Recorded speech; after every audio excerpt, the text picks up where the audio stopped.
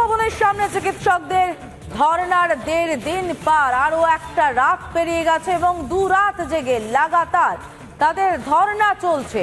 উৎসবের কথা বলেছিলেন মুখ্যমন্ত্রী। দেখুন, এই সেই উৎসব, বিভিন্ন রকম বাদ্যযন্ত্র বাজিয়ে, ঢাক বাজিয়ে বিদ্রোহের উৎসব চলছে। ঠিক কি পরিস্থিতি, সেখান থেকে ছবি তুলে ধরেছেন আমাদের প্রতিনিধি এলিনা।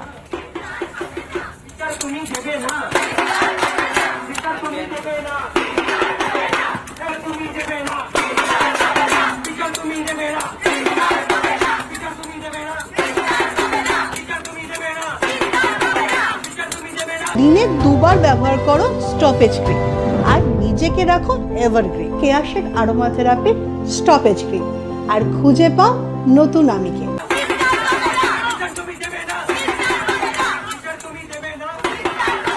প্রত্যেকে এখনো পর্যন্ত এতগুলো দিন কেটে গিয়েছে, 2টো দিন ধরে তারা রাস্তাতে পড়ে রয়েছেন শুধুমাত্র নিজেদের দাবি পূর্ণ করার জন্য। আজকে 2টো দিন টানা আন্দোলন চলছে এবং আন্দোলনের ঝাঁজ আমরা দেখতে পাচ্ছি কোথাও গিয়ে অনেকটা বেড়ে গিয়েছে দুদিনে। মানে সাধারণ মানুষ এখন রাস্তায়, আমরা মানে চিকিৎসা দাদারা যখন, ডাক্তার দাদারা যখন রাস্তায় নামলো, সাধারণ মানুষ আমাদের আন্দোলনটা যাতে সঠিক পথে এগোয় এবং আরো এগিয়ে যায়, তার জন্য সাধারণ মানুষ দলে দলে কিভাবে আমাদের সাহায্য করেছে এবং ওনারাও পথে এসে আমাদের সাথে সবসময় প্রতিটা মুহূর্তে এসে আমাদের পাশে দাঁড়িয়েছেন, আমাদের আন্দোলনটা করার অনেক বেশি শক্তি দিয়েছেন। সাথে আছি, পাশে আছি। এটাই হচ্ছে সেই পাখা যেগুলো সাধারণ মানুষ তাদের দিয়ে গিয়েছেন। লেখা রয়েছে সেই পাখায়, পাশে রয়েছি, সাথে আছি, পাশে আছি, সাথে আছি। অর্থাৎ সাধারণ মানুষ তাদের এই আন্দোলন। স্বাস্থ্য ভবনের দিকে নজর রাখবো, কিন্তু এই মুহূর্তের বড় খবর, নিয়োগ দুর্নীতি মামলায় মানিকের জামিন। মানিক ভট্টাচার্য শর্ত সাপেক্ষে জামিন পেলেন। জামিনের আবেদন মঞ্জুর হাইকোর্টে। আরো একবার জানিয়ে রাখতে চাইবো, নিয়োগ দুর্নীতি মামলায় শর্ত সাপেক্ষে মানিক ভট্টাচার্যের জামিনের আবেদন মঞ্জুর হাইকোর্টের। বিস্তারিত জানবো প্রিয়াঙ্কার কাছ থেকে। প্রিয়াঙ্কা, সমাজবিকা দেখো, ইতিমধ্যে যা উঠে আসছে, শর্ত সাপেক্ষে জামিন দেওয়া হলো মানিক ভট্টাচার্যকে। জামিন দিল কলকাতা হাইকোর্ট। নিয়োগ দুর্নীতি মামলায় জামিনের আবেদন মঞ্জুর করা হলো কলকাতা হাইকোর্টের তরফ থেকে এবং এই জামিনের আবেদন মঞ্জুর করলেন বিচারপতি শুভ্রা ঘোষ। ইডি দায়ের করা মামলার প্রেক্ষিতেই কলকাতা হাইকোর্টের তরফ থেকে কলকাতা হাইকোর্টে জামিনের আবেদন জানান মানিক ভট্টাচার্য। সেই মামলাতে এই নির্দেশ উঠে এসছে।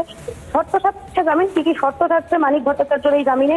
পাসপোর্ট তাকে জমা রাখতে হবে, তদন্তে সাহায্য করতে হবে, ট্রায়াল কোর্টে তাকে হাজিরা দিতে হবে, শুধু তাই নয়, নিম্ন আদালতের সীমানার বাইরে যেতে পারবেন না তিনি, এমনটাই শর্ত কলকাতা হাইকোর্টের তরফ থেকে। এবং শর্ত সাপেক্ষে জামিন মঞ্জুর করা হয়েছে মানিক ভট্টাচার্যর। এর আগেও মানিক ভট্টাচার্য জামিনের আবেদন জানিয়েছিলেন কলকাতা হাইকোর্টে এবং সুপ্রিম কোর্টেও তিনি গিয়েছিলেন। সেই ক্ষেত্রে সুপ্রিম কোর্ট প্রথমে তার আবেদনের সাড়া দেয়নি গত বছর পুজোর সময়। পরবর্তীকালে তিনি হাইকোর্টে ফের আবেদন জানান এবং হাইকোর্টে আবেদন জানানো হলে বিচারপতি শুভ্রা ঘোষের তরফ থেকে সেই আবেদন খারিজ করা হয় এবং তিনি পুনরায় সুপ্রিম কোর্টের দ্বারস্থ হন। সেই মামলা ফেরত পাঠানো হয় বিবেচনার জন্য কলকাতা হাইকোর্টে এবং কলকাতা হাইকোর্টে সেই মামলা আসে বিচারপতি শুভ্রা ঘোষের এজলাসে এবং সেই মামলাতেই আজ শর্ত সাপেক্ষে জামিন মঞ্জুর করা হলো মানিক ভট্টাচার্যর। সমাজবিকা।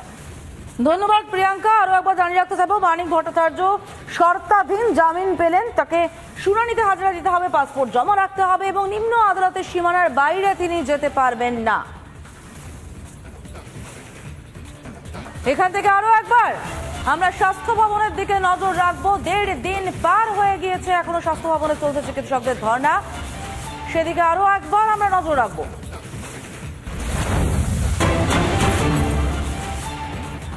দুটো রাত পেরিয়ে গিয়েছে, কিন্তু এখনো একই উদ্যোগে চলছে চিকিৎসকদের বিদ্রোহের উৎসব। পরিষ্কার তারা জানিয়ে দিয়েছেন, সাফ জানিয়ে দিয়েছেন, মাটি কামড়ে তারা লড়াই চালিয়ে যাবেন যতক্ষণ পর্যন্ত তাদের দাবি মানা হচ্ছে। হার না মানা প্রতিবাদের এই আঁচ কার্যত গোটা দেশ টের পাচ্ছে। মেরুদণ্ড না বিকিয়ে অদম্য লড়াইয়ে চিকিৎসকেরা এবং তাদের পাশে এসে দাঁড়িয়েছেন সহ নাগরিকেরা, যে যেরকম ভাবে পেরেছেন পাশে এসে দাঁড়িয়েছেন। শুনুন তারা কি বলছেন। আমাদের এখানে যে সময় ডাক্তার আন্দোলনকারীরা আছে, যারা যেভাবে স্বতঃস্ফূর্তভাবে আন্দোলনটা দেখেছে সঠিক বিচার পাওয়ার জন্য, আমরাও তাদের পাশে সবসময় আছি, সর্বদা আছি সঠিক ন্যায়ের জন্য। Korea we want justice group থেকে এসেছি। আমরা সাধারণ মানুষ ডক্টরদের পাশে দাঁড়াতে চাই। তাদের আন্দোলনে আমরা হয়তো তাদের সাথে সবসময় দাঁড়াতে পারি না, কারণ আমরাও অফিস করি, সারাদিন এসে দাঁড়ানো সম্ভব নয়। তাই সকালবেলায় এই টাইমটা যখন আমরা চাইলেই পাশে এসে দাঁড়াতে পারি, ফাঁকা টাইমটা এসে পাশে দাঁড়াচ্ছি, যেইটুকুনি আমাদের সম্ভব। খুব কমই সাধ্য, জানি হয়তো এটা কিছুই না তাদের জন্য, যতটুকুনি সম্ভব তাদের পাশে আমরা দাঁড়ানোর চেষ্টা করি। কি কারণে ছুটে আসা এইভাবে? এই ছোট ছোট ভাইরা বা দাদারা যে সারা রাত রাতের পর রাত জেগে যেভাবে আন্দোলন করছে, তো এইটুকু তো আমরা করতেই পারি। কারো মেয়ে, কারোর দিদি, সে বিচার পাক। চিকিৎসকদের পাশে এসে দাঁড়িয়েছেন সহ নাগরিকেরা। তারা বলছেন এদের পাশে দাঁড়ানো কোথাও আমাদের কর্তব্য, যেটুকু পারি সেটুকু নিশ্চয়ই দাঁড়াবো আমরা। এবং দেখতে পাচ্ছেন এই মুহূর্তে হাতে বাদ্যযন্ত্র আর কাঁধে উই ওয়ান্ট জাস্টিসের ফ্ল্যাগ। কোথাও বিদ্রোহের উৎসবে ভয়ঙ্কর রকম হার না মানা দৃঢ় প্রতিজ্ঞ মনোভাব রোজ একবার করে টের পাইয়ে দিচ্ছেন চিকিৎসকেরা। জানিয়ে দিচ্ছেন মেরুদণ্ড বিক্রি নেই। আমাদের সঙ্গে মধুকল্পিতা রয়েছে সরাসরি স্বাস্থ্য ভবনের সামনে থেকে। কথা বললো মধুকল্পিতার সঙ্গে। মধুকল্পিতা, হার না মানা অদম্য জেদের আজ 1.5 দিন পার, কি ছবি দেখতে পাচ্ছ?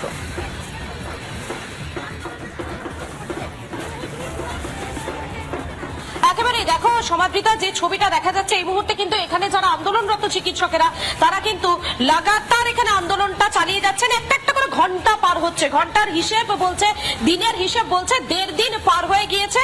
একটা ছবি দেখায় 1.5 দিন পরেও এখানে যে পরিমাণ জল এই মুহূর্তে রয়েছে, যে পরিমাণ জল এখানে আসছে আন্দোলনরত চিকিৎসকদের জন্য, তা একেবারেই পর্যাপ্ত। আমি আরো এগোতে থাকবো, যতই এগোবো ততই এই ছবিটা কিন্তু ধরা পড়বে, যেখানে চিকিৎসকেরা তারা লাগাতার তাদের অবস্থান। আমি একবার ছবিটা দেখানোর চেষ্টা করি, এখান থেকে সোজা দেখা যাচ্ছে, দেখো ট্রিপল টাঙ্গিয়ে চিকিৎসকেরা তারা বসে রয়েছেন, তারা এখানেই রাত কাটাচ্ছেন, কিন্তু এখনো পর্যন্ত তাদের দাবি পূরণ হবে কিনা সে বিষয়ে তারা সন্দিহান। এবং সে কারণেই হয়তো দিনের পর দিন, রাতের পর রাত তারা এখানেই থাকছেন, এখানেই তারা তাদের আন্দোলনটা চালিয়ে যাচ্ছেন। আমি কথা বলে নেওয়ার চেষ্টা করবো তাদের সঙ্গে। ঘড়ির কাঁটা বলছে 1.5 দিন পার হয়ে গেল, আর কতদিন এভাবে আপনাদের বসতে হবে? সেটা তো বলতে পারছি না, কারণ যতক্ষণ আমরা ঠিকঠাক মতো জাস্টিস পাচ্ছি না ততক্ষণ আমাদের আন্দোলন চলেই যাবে। আন্দোলনটা লাগাতার চলবে, লাগাতারই চলবে। কতদিনের আপনারা কতদিনের জন্য এখানে থাকবেন বলে মনস্থির? কারণ যেভাবে এগোচ্ছে তাতে তো বোঝা যাচ্ছে না কতদিন আপনাদেরকে এখানে থাকতে হবে। এটা আমরা এখানে বসে কি করে বলবো? যে বসে রয়েছে সিংহাসনে সে তো বুঝবে যে আমাদেরকে কতদিন বসাবে, কতদিন আমাদের দাবিগুলো সে পূরণ করবে না, ফুলফিল করবে না, সেটা তার উপরে ডিপেন্ড করছে। সে যদি চায়, এতগুলো ডাক্তার, এতগুলো জনসাধারণ মানুষ আজ আমরা রাস্তায় বসে আছি, সে সব দেখতে পাচ্ছে। ওনার এই দৃশ্যটা উনি খুব এনজয় করছেন আই থিঙ্ক, ঘরে বসে। এতগুলো মানুষ আজ ডাক্তারদের ডাক্তারি ছেড়ে, তাদের যারা জুনিয়র ডক্টর আছে তারা পড়াশোনা ছেড়ে দিনের পর দিন, রাতের পর রাত আমরা রোদ, বৃষ্টি, জল, ঝড় সবকিছু উপেক্ষা করে রাস্তায় বসে রয়েছি, রাস্তায় ঘুরে বেড়াচ্ছি। তারপরেও তিনি বসে রয়েছেন, আমাদের দাবিগুলো উনি মানছেন না, ওনার ইচ্ছে মতন উনি চলছেন। রাস্তায় বসে রয়েছেন তারা কিসের জন্য? বিচারের জন্য। বিচার চাইছেন তারা, সে কারণেই রাস্তায় বসে রয়েছেন। যত ছবি যাচ্ছে ততই কিন্তু এখানে চিকিৎসকের যে ভিড়, যেভাবে তারা আন্দোলন করছেন সেটা ততই কিন্তু চোখে পড়ছে, তুমি দেখতে পাচ্ছ। এর পাশাপাশি আবার আসছে মধুকল্পিতার সঙ্গে থাকো চন্দ্রিমা ভট্টাচার্য, স্বাস্থ্য প্রতিমন্ত্রী। তিনি গতকাল সাংবাদিকদের মুখোমুখি হয়ে কি বললেন শর্ত নাকি মানবেন না তারা। শুনুন চন্দ্রিমা ভট্টাচার্য কি বলেছেন। আমি জনসাধারণের কাছে এই কথাটাকে পরিষ্কার করে দিতে চাই যে মানুষ জানেন যে রাজ্য সরকার খোলা মনে বসতে চাইছে, কোনো শর্ত সাপেক্ষ নয়। কোনো কিছু শর্ত দিয়ে খোলা মন, এই দুটো একসাথে চলে না, এটা সাইমালটেনিয়াসলি চলতে পারে না। অর্থাৎ খোলা মন নেই, অর্থাৎ সেই মেয়েটি বিচার পাক, যিনি নির্যাতিতা হয়েছেন এবং মায়ের কোল ছেড়ে চলে গেছেন, আসলে ব্যাপারটা তা নয়, পেছনে কোনো রাজনীতির খেলা আছে।